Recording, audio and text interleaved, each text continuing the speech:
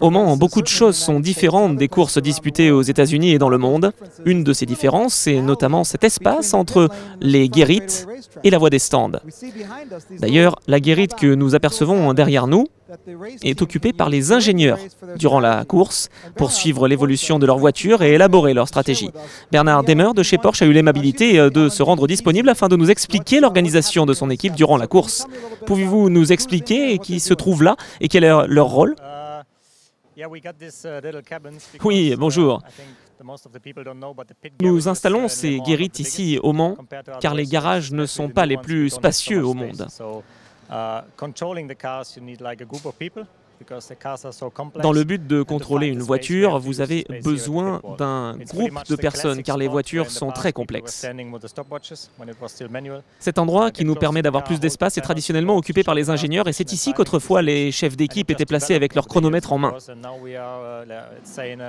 Nous sommes proches de la piste et il est possible pour le panoteur de montrer au pilote l'écart avec ses poursuivants. Tout s'est développé au fil des années et désormais la technologie rend possible la connexion entre les ordinateurs et dans le garage et sur le muret. On a la télémétrie, les datas de la voiture, les temps autour et le timing officiel de la CO. Nous avons également notre logiciel qui nous aide à calculer nos stratégies et bien sûr les informations de base telles que la météo et les chronos. Quelles sont les personnes qui sont assises sur ces 3 sièges? Quel est leur rôle? Sont-ils là pendant toute la course? Oui, tout à fait. Ils sont là durant 24 heures, tant que la voiture roule en tout cas. Ils peuvent éventuellement aller aux toilettes, mais c'est tout. Nous avons 2 guérites car il y en a une par voiture. Au milieu se trouve l'ingénieur de course. L'ingénieur principal qui scrute et centralise toutes les informations. À sa droite, nous avons l'ingénieur dédié aux data qui regarde la télémétrie et les data en provenance de la voiture, notamment lors des arrêts au stand. Il est au courant des données vitales de la voiture, température des freins, du moteur, de la boîte de vitesse, etc., pour vérifier que tout se passe bien.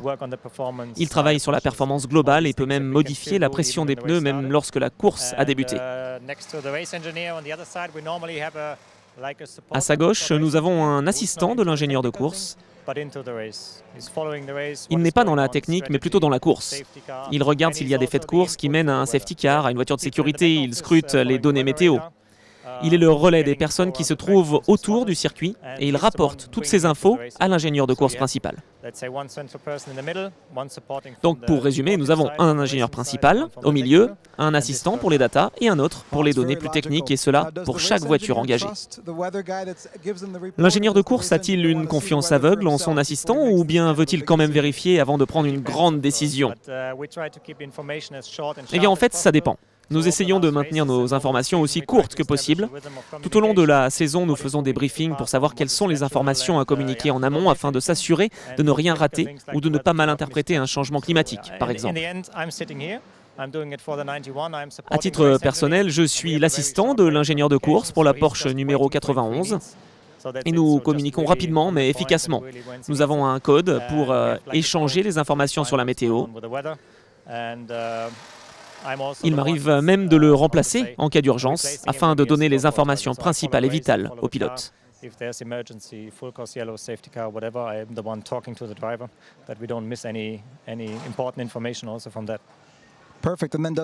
C'est parfait. Nous voyons aussi l'ingénieur de course se retourner lors des arrêts au stand, mais a-t-il véritablement un rôle particulier à jouer lors de ces phases?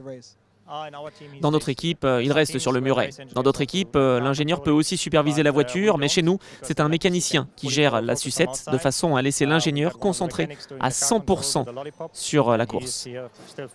Il reste donc en liaison radio permanente avec le pilote et peut vérifier que tout se passe bien pendant l'arrêt au stand. C'est une vue extérieure, mais de cette façon, il est plus facile pour lui de garder la situation sous contrôle.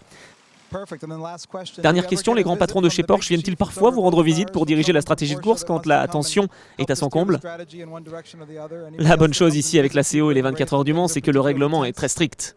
Seules les personnes équipées de combinaisons unifugées et d'un pass sont autorisées. Ici, sur le muret, c'est un endroit tranquille, entre guillemets, hormis le bruit, bien sûr. Nous sommes seuls, mais nous sommes en liaison radio permanente avec n'importe quel membre de notre équipe.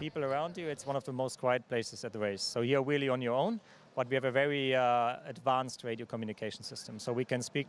que quelqu'un veut communiquer avec nous, c'est la manière employée.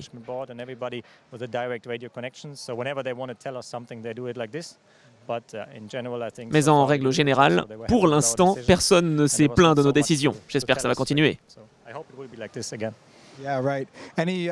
Avez-vous des anecdotes à nous raconter dans le cas de fortes précipitations ou autres, puisque vous êtes dans le milieu de la course depuis des années? Oui, bien sûr, la météo est quelque chose de critique. Il nous est déjà arrivé de quitter le muret en cas d'orage car ce n'était pas sûr du tout. Sinon, les histoires plus drôles se passent pendant la nuit car avec la fatigue, nous sommes moins sérieux. Lorsque la course se déroule sans accroc, et c'est tout ce que nous voulons, le temps passe lentement et nous nous ennuyons. Lorsque nous devons nous restaurer, par exemple, il est arrivé de renverser notre soupe sur le clavier de nos ordinateurs. C'est plutôt le type d'incident possible, mais c'est bien évidemment quelque chose à ne pas réaliser normalement.